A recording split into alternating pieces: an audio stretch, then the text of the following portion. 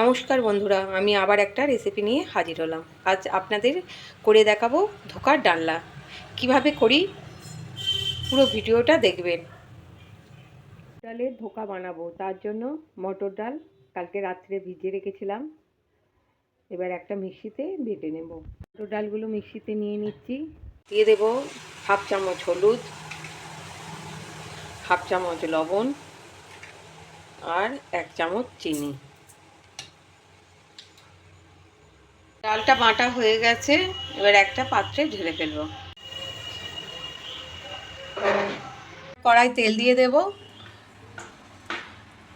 কালো জিরে কিছুটা দিয়ে দেব।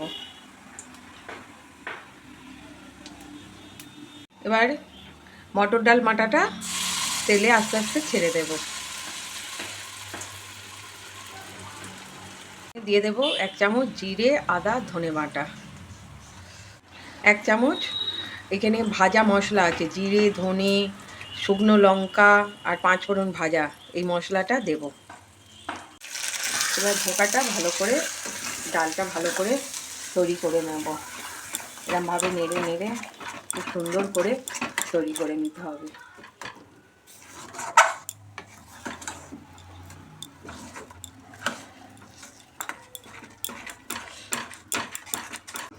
ডালটা পাক হয়ে গেছে, এই যে এইরকম করে যখন ডালা পাকিয়ে যাচ্ছে তার মানে পাক হয়ে গেছে, শক্ত হয়ে গেছে। এবার এরকম একটা থালা নিয়ে নিয়েছি, তাতে তেল মাখিয়ে নিয়েছি। এই ডালটা ঢেলে দেব,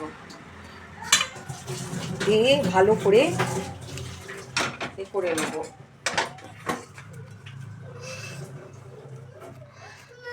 ঠান্ডা হলে বরফি কাটবো।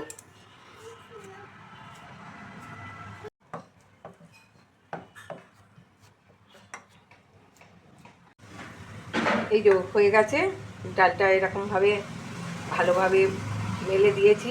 এবার বরফি কাটবো, একটু ঠান্ডা হোক, তারপর বরফি কেটে দেখাবো আপনাদের। এবার ধোকাটা পিস করে নেব। আপনারা যে যেরকম পারবেন পিস করবেন, কেউ চৌকো করে, কেউ বরফি করে, এইভাবে পিস করে নেব।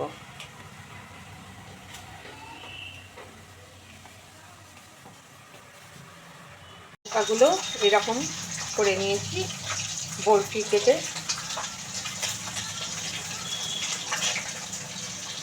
কড়া বসিয়ে দিয়েছি, সাদা তেল রিফাইন তেল দিয়ে দেব। ধোকাগুলো ভাজতে হবে, তো ধোকাগুলো একটা একটা ছেড়ে দেব।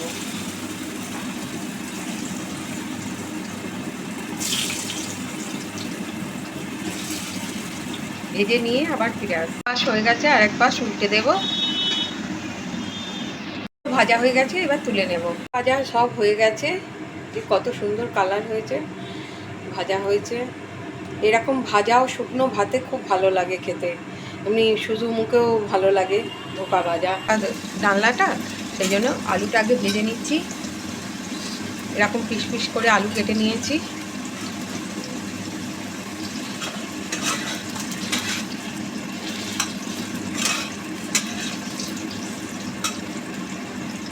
ভাজার সময় সামান্য হলুদ, সামান্য লবণ দিয়ে ভাজলে আলু ভাজাটা ভালো হয় এবং লবণটাও আলুর ভেতর ঢুকে যায়।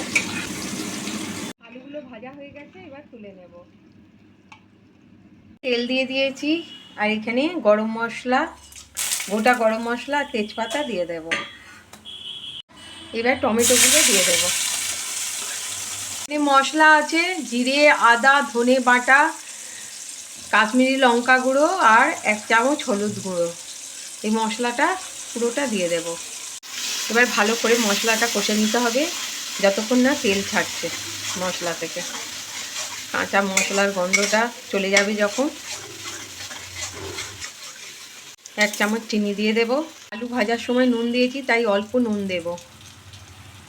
অল্প জল দিয়ে দিয়ে ভালো করে কষে নিতে হবে মশলাটা। আমার এই রান্নাটা যদি ভালো লাগে তাহলে লাইক কমেন্টস করতে ভুলবেন না বন্ধুরা, সাবস্ক্রাইব করে। মশলাটা কষা হয়ে গেছে, এবার আলুগুলো দিয়ে খানিকক্ষণ নেড়ে চেড়ে নেব।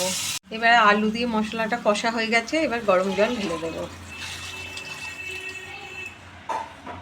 এবার ঢাকা দিয়ে আলুটা সিদ্ধ হতে দেব।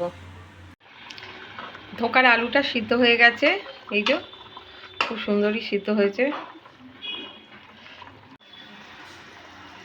এবার দুটো কাঁচা লঙ্কা দিয়ে দেব। তরকারি হয়ে গেছে, এবার গরম মশলা ছড়িয়ে নামিয়ে নেব।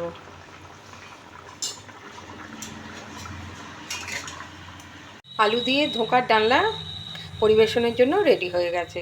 এইভাবে বাড়িতে বানিয়ে খাবেন, নিরামিষ দিনে নিরামিষ তরকারি অপূর্ব খেতে লাগে। আমরা তো ছোলার ডাল দিয়ে প্রায় সময় করি ধোঁকা, একবার মটর ডাল দিয়ে করে খেয়ে দেখবেন, খুব সুন্দর খেতে লাগে।